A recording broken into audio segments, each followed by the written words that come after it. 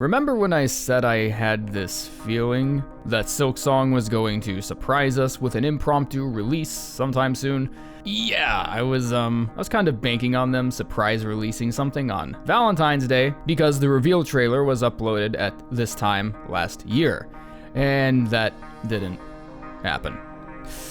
Well, you miss 100% of the shots you don't take, right, boys? Despite me pretty much knowing up front that I will be sinking lots of hours into this game once it drops, and knowing that I will enjoy every second of it, I've also been secretly hoping that some adjustments will be made to really set it apart from 2017's Hollow Knight. However, these are not set-in-stone preferences that will ultimately make or break my Silksong experience. I know I'm probably going to enjoy the game either way. In fact, honestly, the more I think about it, if absolutely none of these adjustments are made in the final game, then I probably won't even care anyways, just because holy hot damn, a new Hollow Knight game. So consider this my official Silksong wish list. So yeah, let's get started.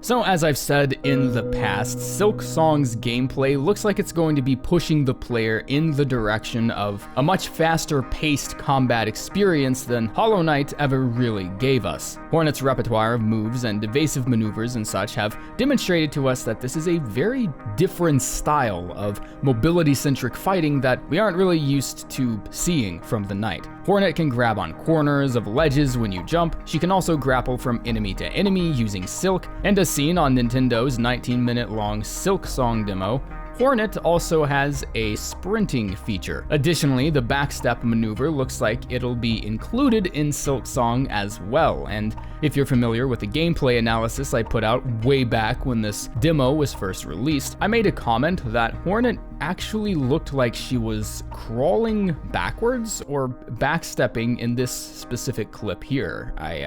No idea why she has spider legs though. That's still kind of up in the air. The backstep was originally supposed to be one of the Knight's most useful movement abilities, but it was eventually omitted prior to release. Overall, her playstyle is much more acrobatic and stylish than the Knight, and hopefully for us, what that means is the speed and strength of the enemies and bosses we'll be facing in Farloom will be much more advanced than their Hallownest counterparts, and the player will be more encouraged to take different approaches for certain enemies. We kinda saw evidence of this with the enemies in the Deep Docks area, and how some enemies have these giant bells on their heads that prevent them from taking aerial damage. The general pace of boss battles, like Lace, also seem to be heightened quite a bit in speed compared to what we're used to seeing. Hopefully this is indicative of a much more challenging array of foes to match Hornet's increased mobility. One of the things I started to notice after beating Hollow Knight for the first time, and you know, this might just be a me thing, was that a large part of its combat difficulty came from the boss battles, which is still awesome, like, don't get me wrong, but I also think the difficulty gap between fighting bosses and just fighting regular dudes felt like it felt like it could have been narrowed a bit. Maybe? Basically what I'm saying is the enemies in Silksong look stalwart as all fuck, and I really hope some of the standard enemies in the game are able to pose a real threat if you don't play around them carefully. I feel like if Hornet's mobility-centric playstyle doesn't also point to more mobile and aggressive enemies, then a lot of the game's standard encounters might just feel really one-sided. Hollow Knight's dynamic and responsive gameplay kept me entertained for a while. I mean, this game is like, how old, like 3 years now? Actually, I think it might be a little less than 3 years. I think I'm like 2 weeks off. And honestly, it's still fun. There aren't many points in the game where I feel bored or that my enjoyment with the game has stagnated or anything. The gameplay alone was enough for me to give Hollow Knight a really long shelf life, but what took this game from great to incredible in my books was expecting to kill just a single weekend's time with 4 or 5 hours of gameplay at max, and then little by little unraveling the history behind this huge, expansive universe. I slowly realized that this game was asking a much bigger time investment from me as a player, and so around 300 hours later, I still can't really get enough of it. Simply put, If you played through the game's basic linear ending, found the 3 dreamers, defeated the Hollow Knight and all that, and then just called it a day there, you really are just robbing yourself of some of the greatest content that this game has to offer you. The amount of content you've left unexplored in the game's basic ending it's way too much to ignore, in my opinion.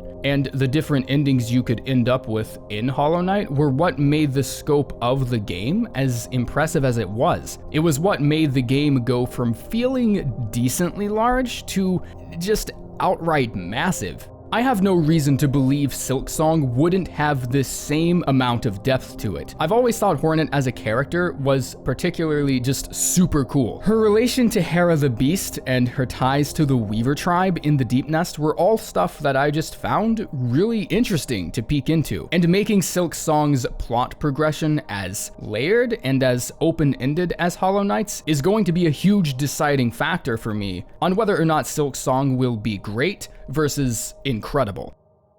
And yes, just to confirm that I actually wasn't kidding, I'm just gonna say that yes, I have in fact played Hollow Knight for at least 300 hours, mostly due to my time capturing B-roll footage for videos and projects and whatnot. And at almost any given time, I'll have all 4 save slots occupied with a game with a certain amount of progression that I needed something for, and I don't know, I just recently did some cleaning out and realized I still didn't want to let go of any of those save files. What I'm trying to say is I lose track of time quite a lot playing this game, and what could have been a simple few minutes of recording for one event could sometimes turn into an hour-long excavation because I found a breakable wall that, despite the insane amount of time I've put into this game, I didn't even know existed. Going off the beaten path and giving into your curiosity is one of Hollow Knight's major themes, and it's not only encouraged, but sometimes even necessary if you wanted a certain item or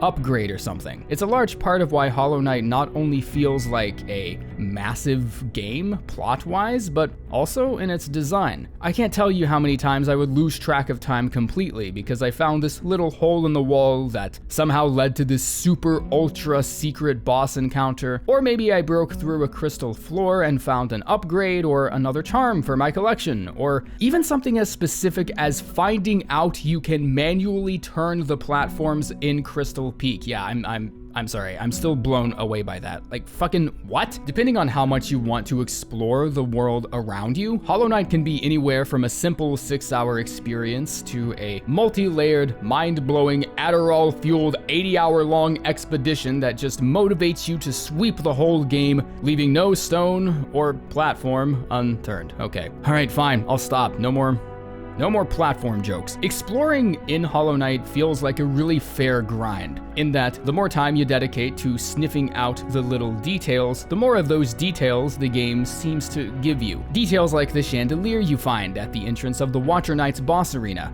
and realizing you can get out of fighting one of them by dropping this fine antique on one of their fragile little heads. I feel like I speak for a lot of us when I say my appreciation for the road not traveled is certainly not lost on games like Hollow Knight. Having all these breakable walls and diverging paths in your game is one thing, but if you're able to incentivize players to explore even after hundreds of hours of playtime, then you've made a pretty special game. I don't really think this last item on my wish list is too important. Team Cherry has already demonstrated themselves as more than capable of telling a story without much dialogue, but now that we are looking at a completely different story through Hornet instead of the Knight, I do kind of anticipate stories and interactions and whatnot to be carried out very differently. Hornet has an extremely important leg up in her backstory that the Knight was never really able to take advantage of, which is the ability to actually talk to people and interact firsthand with friends, vendors, and her enemies. I think part of the reason I always liked Hornet as a character in Hollow Knight was how everything about her seemed to just exude power, you know? Like, her dialogue is really formal, commanding, and assertive, and this is really easy to pick up on, especially when she addresses the knight during their battles. Luckily, we know this for a fact in Silksong, because we've already seen plenty of dialogue interactions taking place between Hornet and other NPCs in Farloom. We got some pretty good footage of Hornet speaking with the Forge daughter in Nintendo's Peak of Silksong on the Switch, and also later on with Lace. And I'm really glad they decided not to go the whole mysterious and silent reserved protagonist route for a character like Hornet. That worked really well with Hollow Knight simply because we really knew nothing about the knight as a character. But Hornet, on the other hand, got more than enough exposition and character building in Hollow Knight for us to know that whenever Hornet speaks, it's usually something either really important or really badass. It's just really easy to see all the personality and just all of the power that comes with the way Hornet addresses her adversaries. I'm already gearing myself up to hear some of the hottest Hornet clapbacks and zingers that Silksong can possibly give me. I'm just ready for it. I'm ready for it right now. One of the NPCs are gonna do something stupid like drop their weapon or accidentally, I don't know, lose their wallet in a pond or something, and Hornet is just gonna turn around and formally, professionally bitch that NPC right out like she's auditioning for a main role in goddamn Braveheart, and it's going to be the greatest thing I've ever seen.